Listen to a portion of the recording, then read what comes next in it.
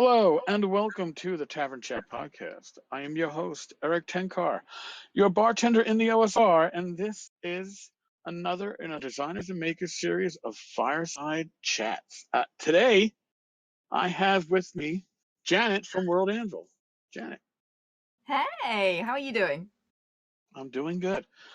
As I explained to you before we got into this, I'm going to ask you 5 basic questions about pretty much your gaming history, but it's to ground you and ground our listeners into a little background on you. So if you are ready, we will get to it. All right. So tell us about your first role-playing game experience. Oh, okay. This is quite a silly story. So Those are the best. I went to a school that had a role-playing game club. We played D&D. It must have been second edition, I guess, or 3.5. I was like 11 at the time, right? Okay. So it was me and a group of, I think there was 5 of us, and one of them was DMing, and it was all of our first experience with these kinds of games. Like our older siblings played, but for us it was really new. And I played a mage, of course. Of course. Very sappy elf character, I think. And there was a certain point where we ran across something that we definitely couldn't fight. And it was part of this adventure module, which I couldn't tell you which one. And basically what we were supposed to do was like back away and not engage with it. But what we did instead was get naked and distract it. I'm afraid to even ask how that happened, but it was very successful. Our GM went with it. It worked. We got the treasure. We saved the person. That was my first D&D game, age 11. Hilarious. Age 11 went naked. Well, not literal. All right, that. As players, we were wearing clothes. As characters, we were naked. Right. Okay. Whatever works. Now your DM, I give them a lot of credit for going along with that. And at age 11, deciding that going naked would be a distraction. We were very distracting. Apparently so.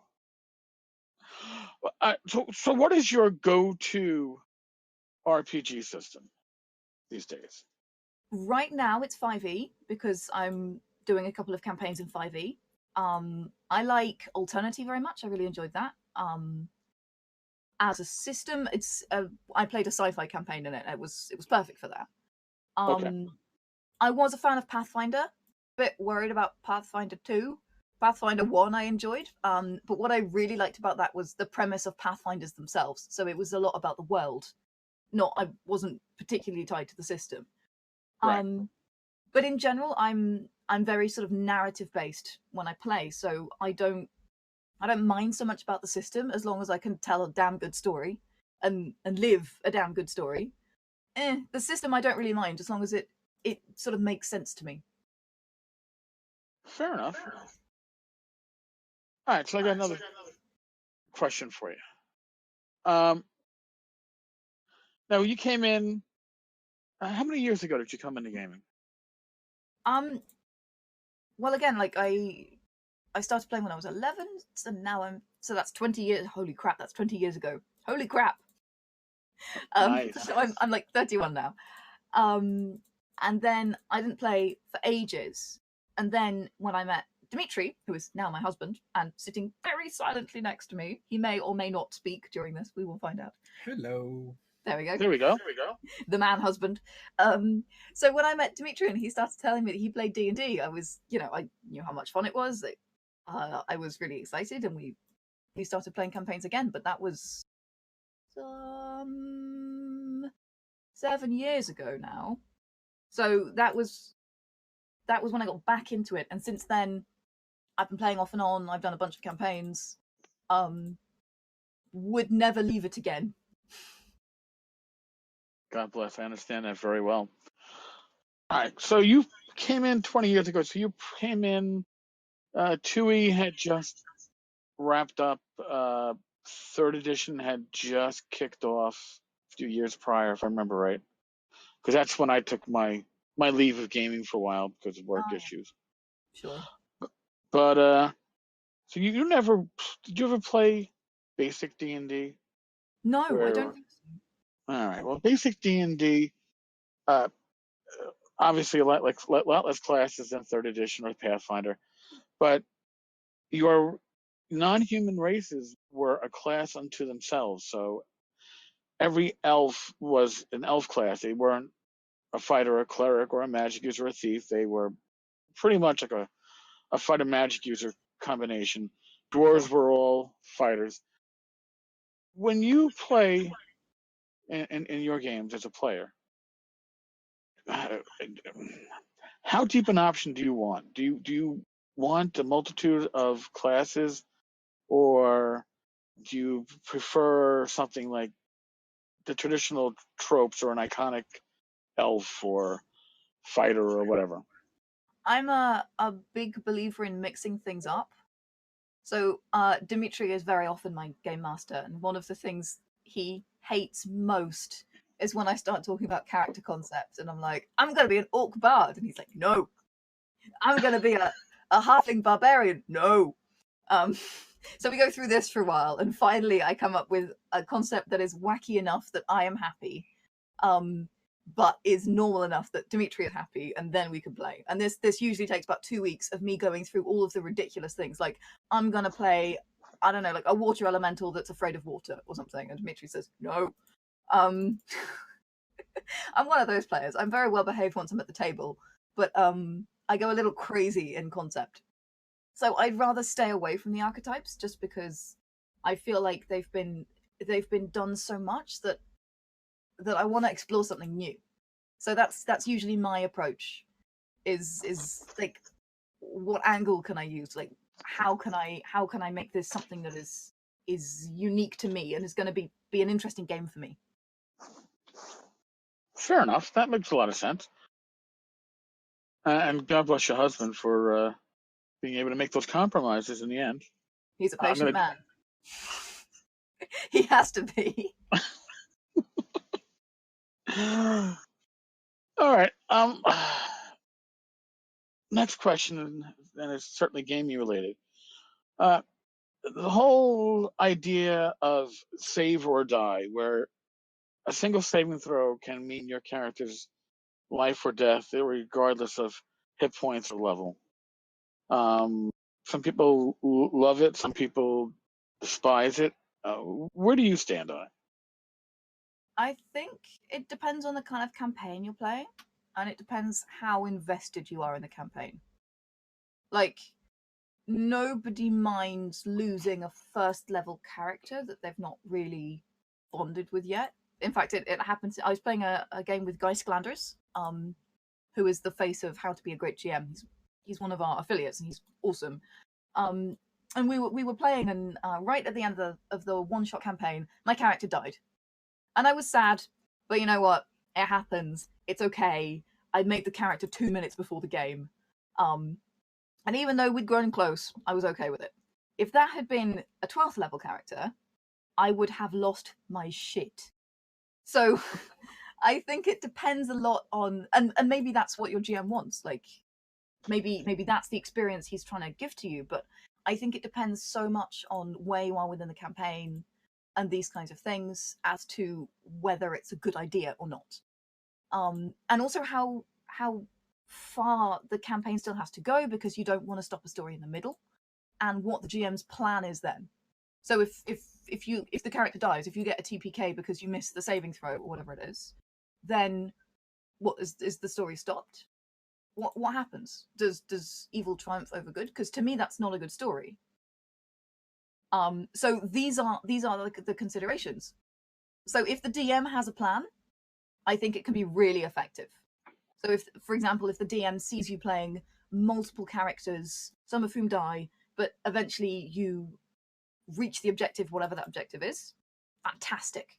Great plot device. If it's just you're dead and then it's anticlimactic and you're like, all right, I guess we'll start again then, shall we?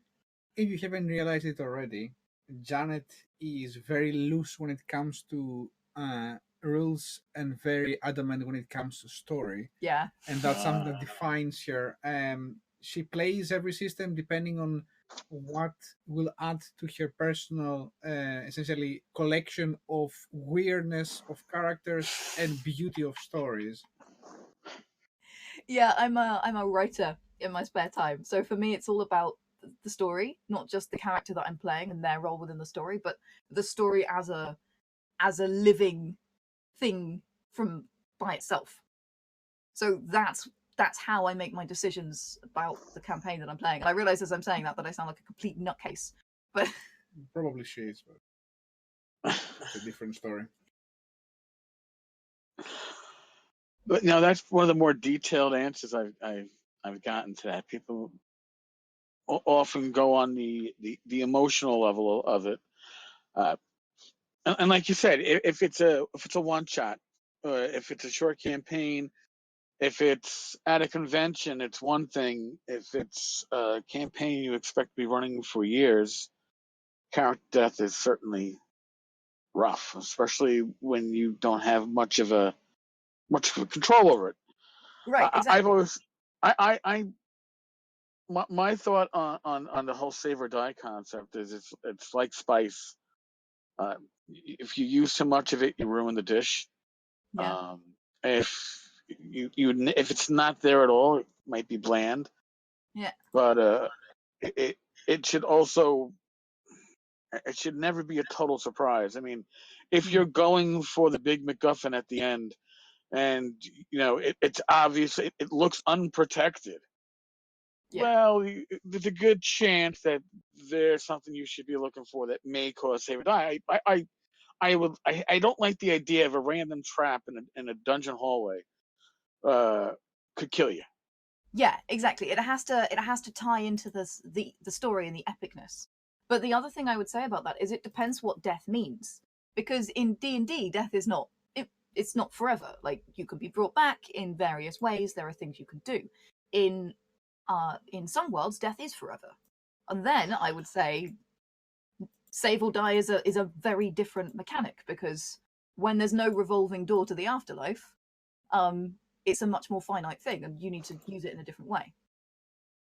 See, that's the thing. Like, when I've been DMing Dungeons and Dragons in its various forms since, I don't know, 1980 or so.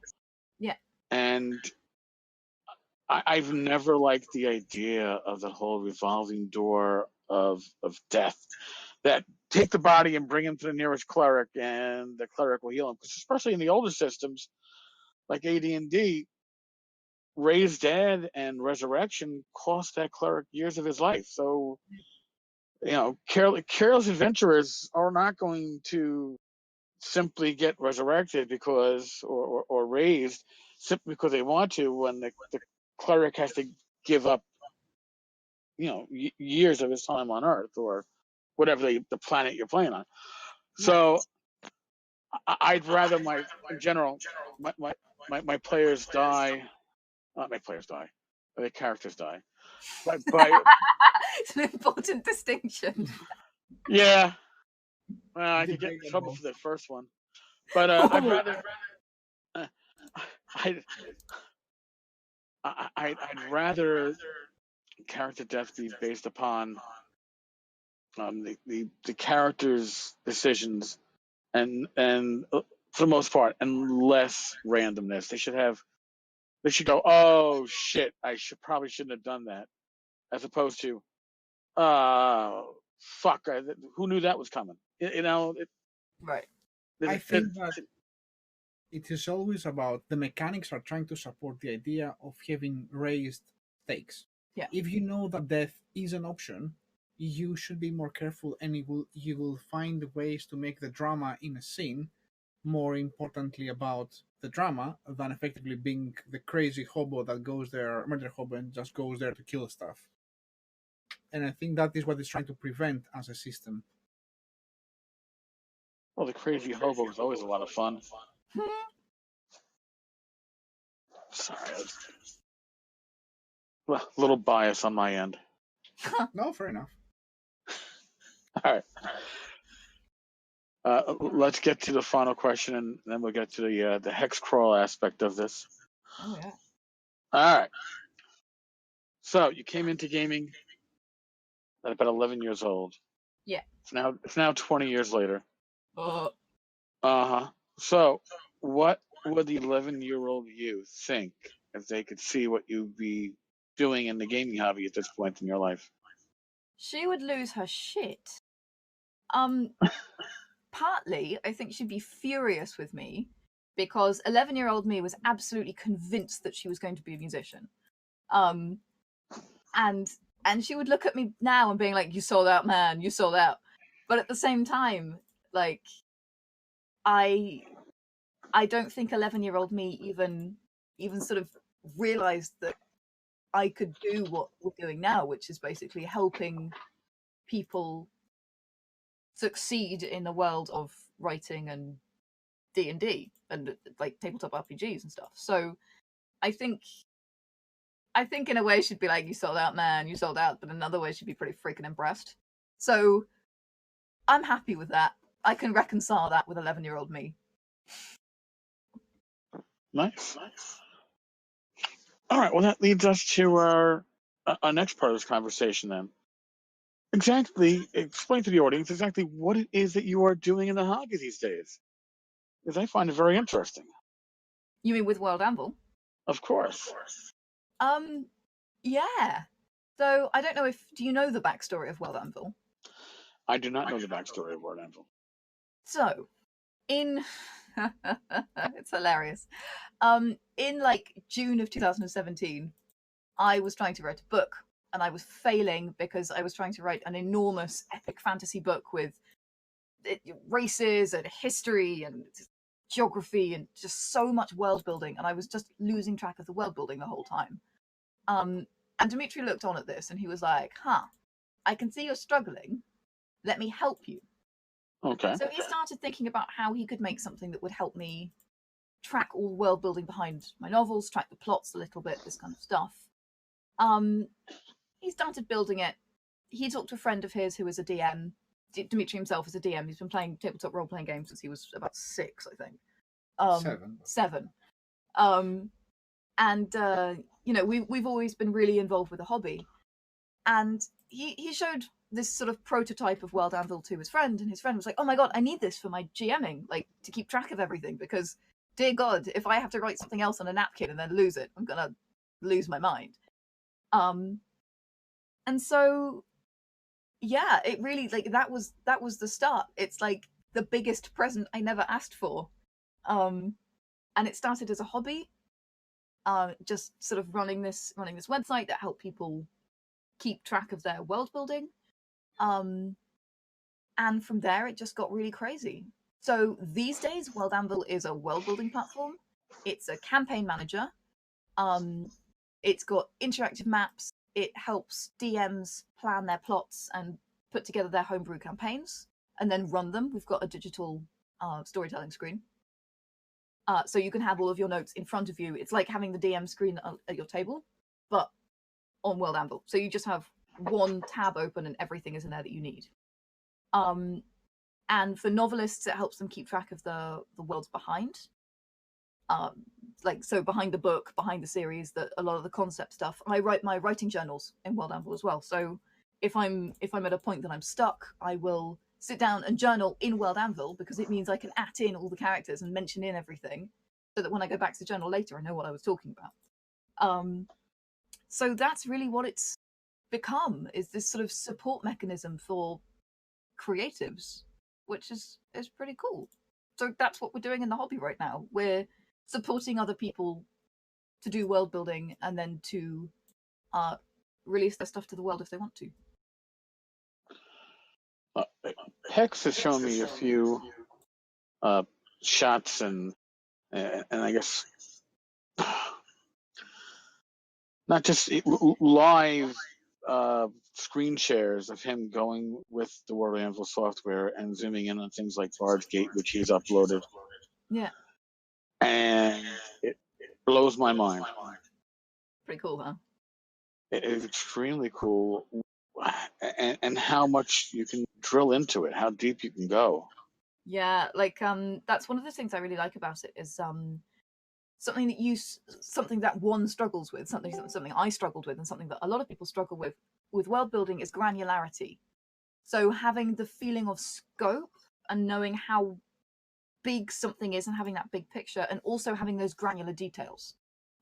And that's something World Anvil is really amazing for. So you can really go right into the nitty gritty, talk about like recipes of the food traditions in a particular place if you want to, if you need to.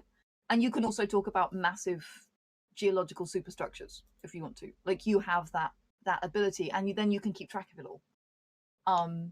So yeah, I mean that's one of the things I like most about using it. I don't want to say I was overwhelmed. I was, like I said, stunned by the depth. It really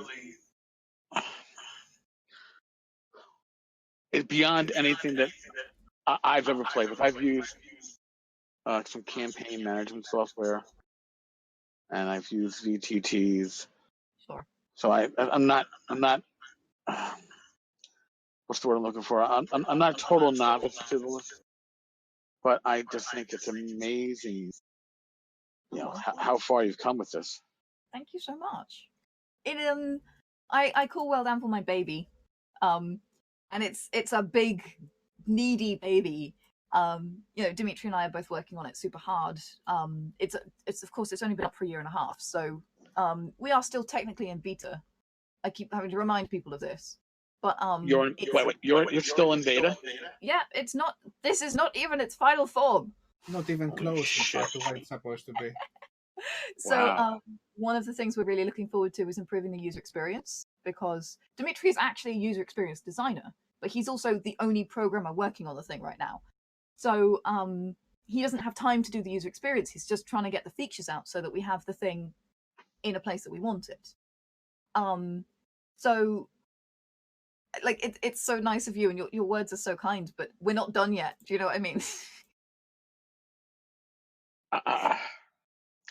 I'm floored from what I've seen already. That's what blows my mind here. What I have seen is leaps and bounds beyond similar software. So. Oh well, thank you. That's really kind. As I say, it's our passion. We wake up in the morning, we talk about World Anvil. We go to bed, we talk about World Anvil. We go out for a walk, we talk about World Anvil. It is our entire life right now, to the point that it got slightly unhealthy.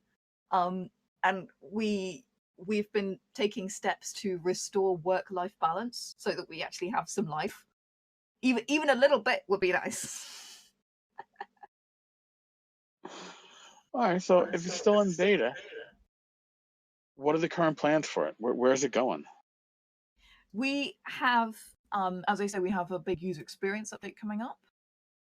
We have something we're working on right now, which we're very excited to release, but I can't tell you much about it now. Because it's still super secret. We can come and talk to you about it when it's out. Yeah, moment, exactly. Yeah, the moment it's out. It should be out in about a month, we're looking at. And maybe just a bit to longer. explain why, and because we didn't used to be like that. We used to be very open with what we're releasing and shout it out the world because we wanted everybody to know and be excited about. But we found out the last 6 months that there was a thing of people joining the guild, learning about World Anvil, spending about a month in that, and then going out and saying, I have created this unique first time seen thing called X.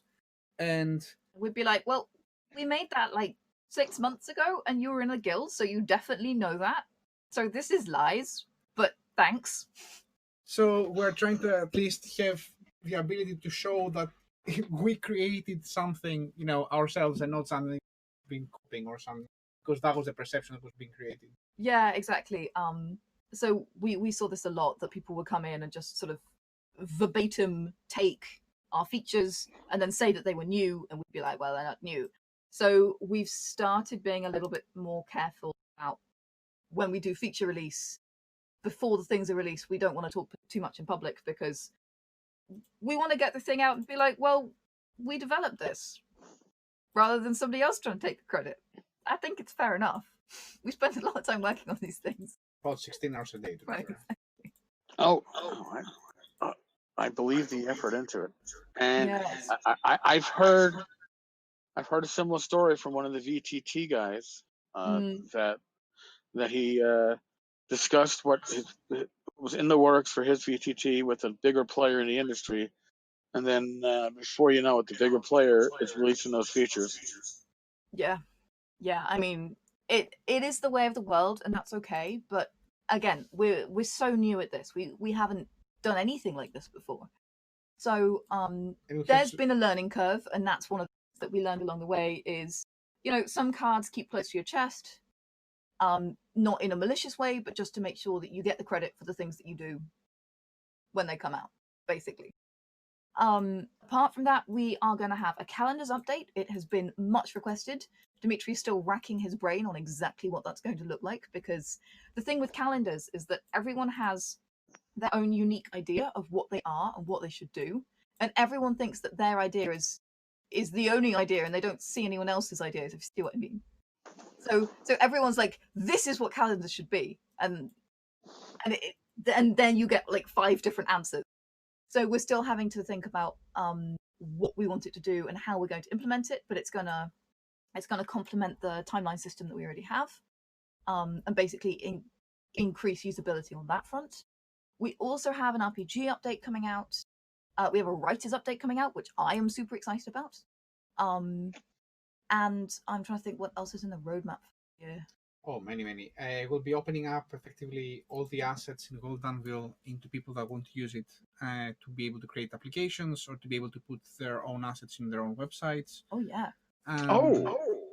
Yeah, because as I said, it's not we're not trying to keep people in World Anvil. We're trying to create a tool set for people to use and to make their games and their systems better. So creating an API for people to be able to use what they are doing in World Anvil inside and out of it, that is something very important for us. Yeah, absolutely.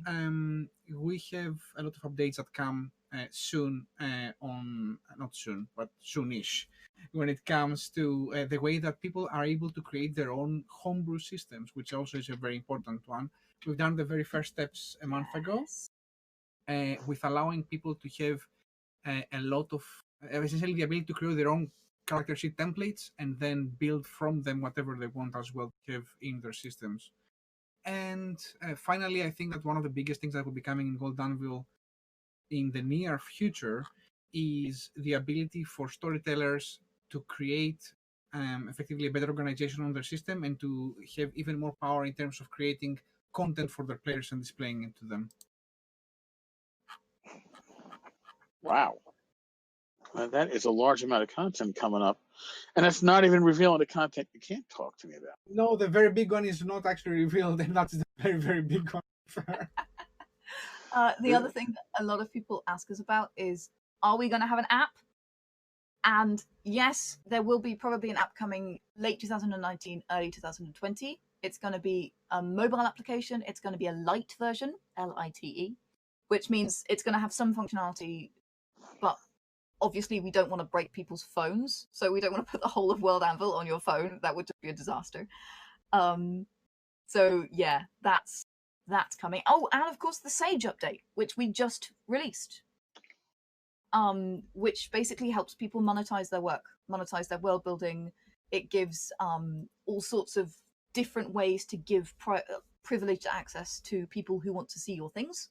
And you can then sell that access, not through World Anvil, but you can use that access with your own Patreon or with your own Kickstarter or with your own storefront. And actually, we have somebody doing a Kickstarter right now, Swords Fall. It's a project that started in World Anvil. We're super excited because it's like our little grandbaby. It started in World Anvil. It's come on, brain. It's an African-centric role-playing system, essentially. It's Afro-punk. Is that correct? Yeah, it's Afro-punk. And Matt Mercer shouted it out, and we all had like a massive squee because we're like, yay, one of our users is succeeding. Like, that's the kind of community we have. We're really lucky. Well, I just looked it up, and wow, $37,000 raised, 24 days to go. Yeah, they're 2,000% funded or something. They did really well. Yeah.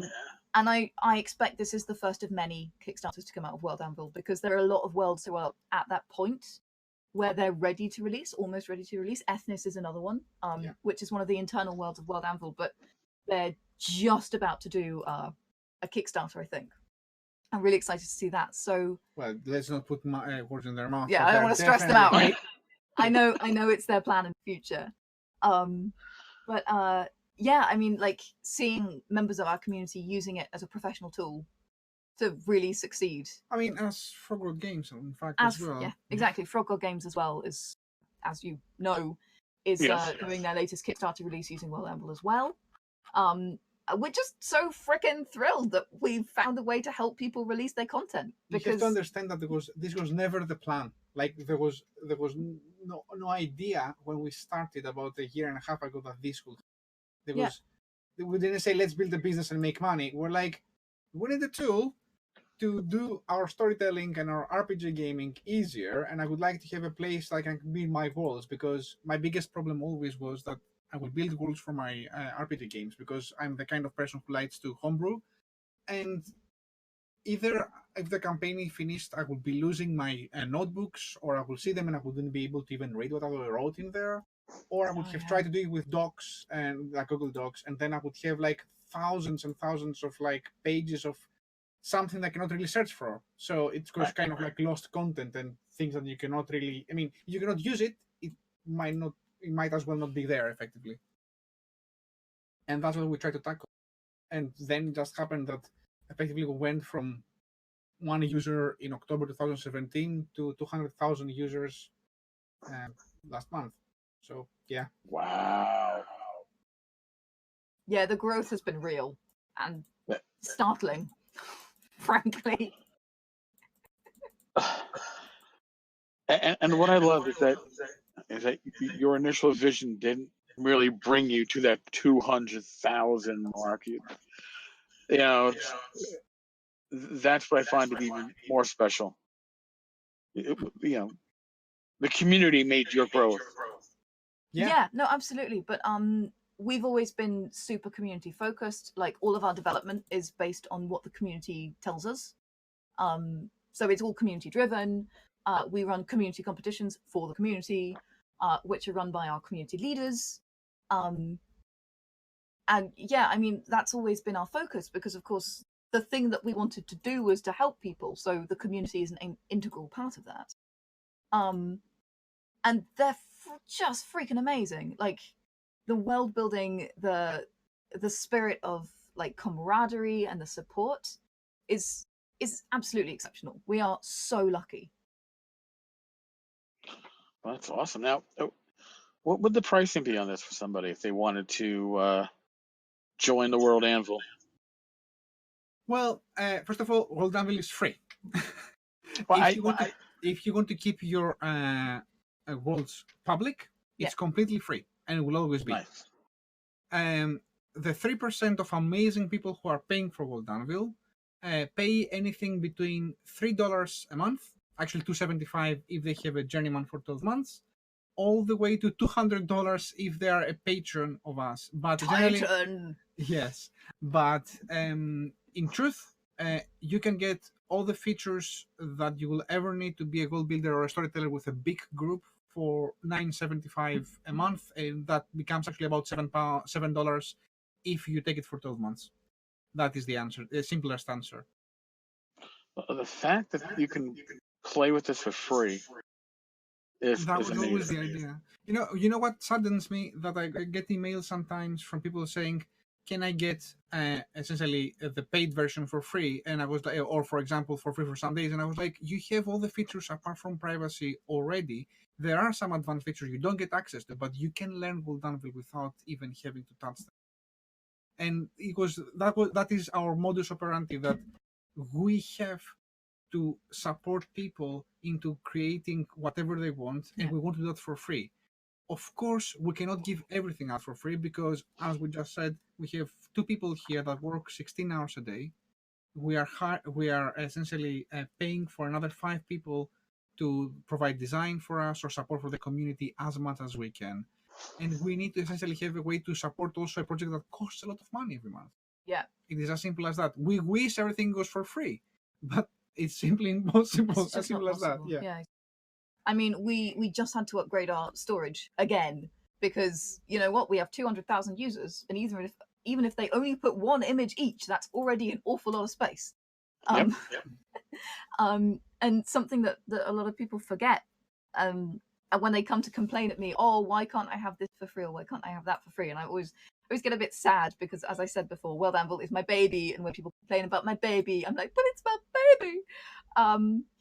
One of the things is they forget that we provide all of that support for free, all the tech support for free, all the space and storage of that is all for free. Yeah, so it's obviously a big project to offer for free, but we feel like we want to support the community. We want to support people who don't necessarily have the money to pay because they're students or because whatever. And the best way to do that is to provide the basis of the tool for free, and that's why we do that. But yeah, again, like if you want the privacy feature, which is the main one that people go for, it's like $2.75 a month or something. Yes, which is less than a coffee. Yeah, That's more than reasonable. Because, like I said, I've seen Pex, do the live screen share with me. I've seen the depth, the amount of drilling down you can get into this, and as a campaign tool, the potential is unlimited. yeah. I mean, definitely, if you're doing a homebrew, I think it's the right tool. You know, like if you're doing anything that you're creating yourself rather than just playing out of a book, it's the thing you need. I mean, that's always been my opinion.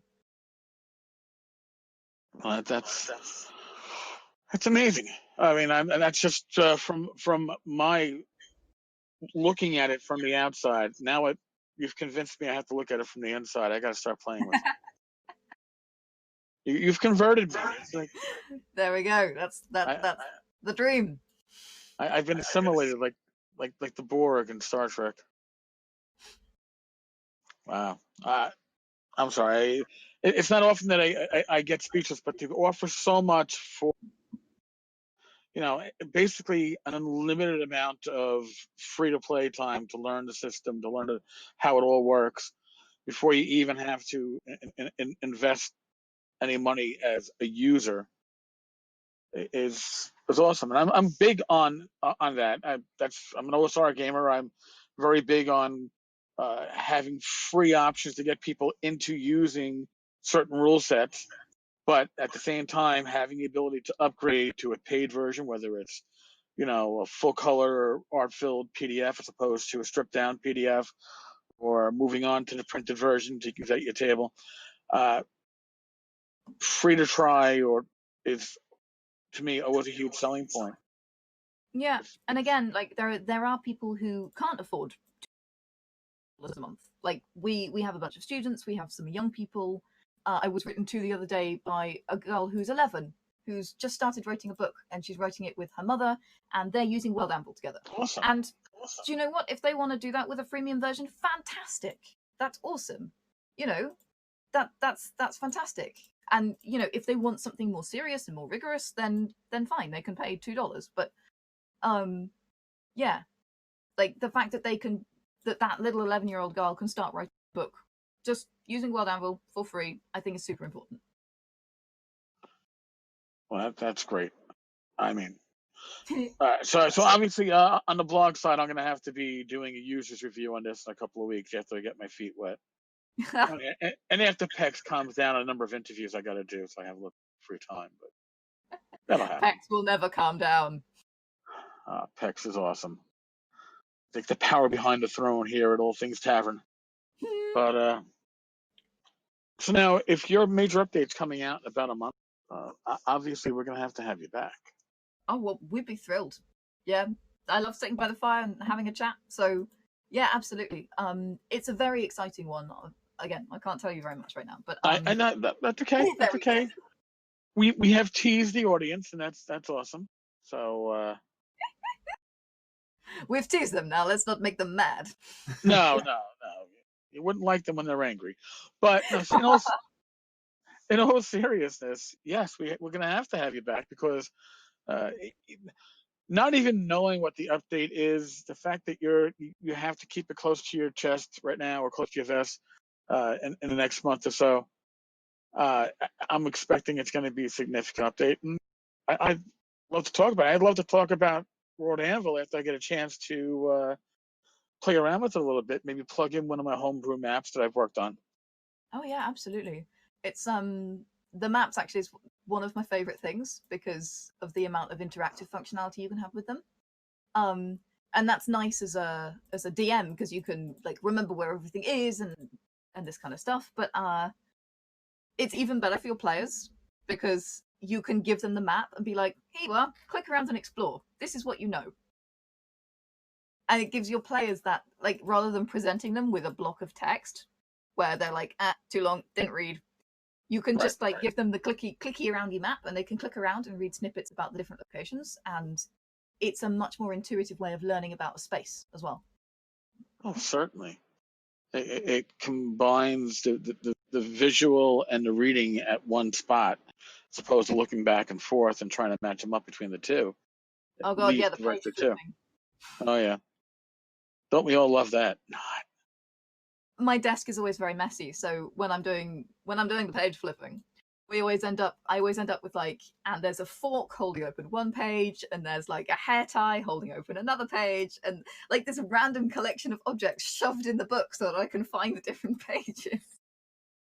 See, that wouldn't work with me. My cat would just rip them all out and play with it, especially if it's, hair ties and pencils or forks. Nothing survives her. She's on my desk right now on top of my blotter, so I can't make any notes while I'm talking. We have 3 cats, and anyone who's ever done a video call with us, a video meeting, whatever, anyone who's ever seen any of our live streams, know that they just come and go as they please, as cats do. They'll rocket onto the top of a chair. They'll knock something over in the background. They're absolutely hilarious. The worst, though, is when they're sitting in the middle of the floor, chewing something. You can't see what it is. Oh, God. Yeah. What are you eating? I know that one very well. My girl loves those little twisty ties from bread and stuff. Oh my gosh, yes! Yeah, she finds that it's never ending. It's like, all right, with my luck, you're going to swallow this. Yes, I'm talking about you. You're looking at me right in the eyes. Yes. And then, of course, in the room right next to us, we have our dog, who, the moment we wrap this up, right after it gets wrapped, she'll understand I just wrapped up and start barking. It's like, I was good the whole time. Now come over here and give me attention. So animals are, but the whole thing with my cat and video is a lot of my gaming is on VTTs, and my camera is on the desk, and she has a habit of walking by that camera and then like stopping with her ass like almost right up against the camera, but just far enough away that you can actually see that it's a cat ass, as opposed to it's actually been on a few YouTube videos too. God help us. I'm ready for my close-up. Meow. Yes, yeah. Well, Mr. DeVille, here's my cat ass. Yes. No. Oh, they are special creatures, aren't they? Oh, they certainly are. She's my girl. Nobody else can pick her up. That's one of the reasons I like having animals in RPG games as well. Actually, they always end up as everyone's favorite character. I don't know if you noticed that. Oh yeah, I've the ongoing joke at the North Texas RPG Con is Glenn Hallstrom always brings a dog into, Caves of the Unknown, and and every year, I think the dog was the only survivor one year, from what I heard. Total TPK, but the dog made it out alive. So, oh my god! Yeah. Well, you can't kill the puppy. We all know that. No, not even the game. You're better off killing orc babies than a puppy. Right, exactly. We ended up with a pet wild boar whose name was Pate, I think. Oh, nice. This thing came with us everywhere. Followed us into dungeons.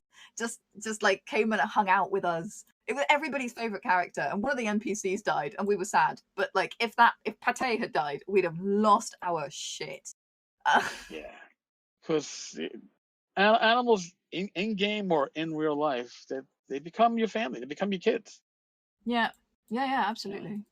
I mean, mind you, I had a stick called Mr. Sticky at one point. I'm afraid to even go deeper into that one.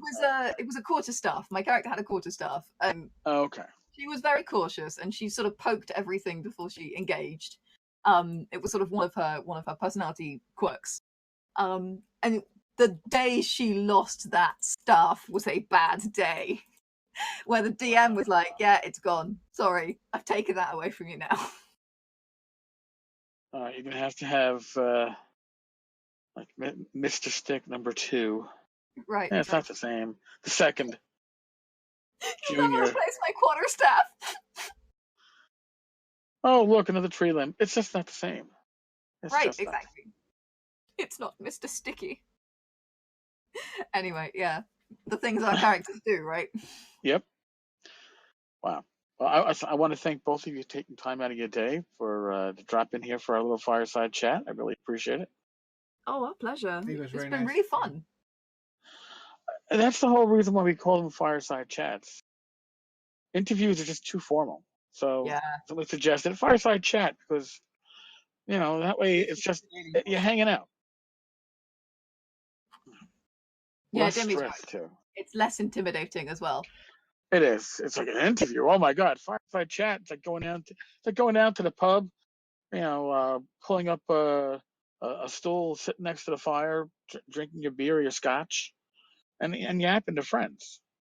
Yeah, absolutely. I joke with Dimitri a lot that I have to put on my human suit when I deal with humans because I'm quite zany. I'm very high energy. I'm a little bit weird, as you may or may not have known from this chat.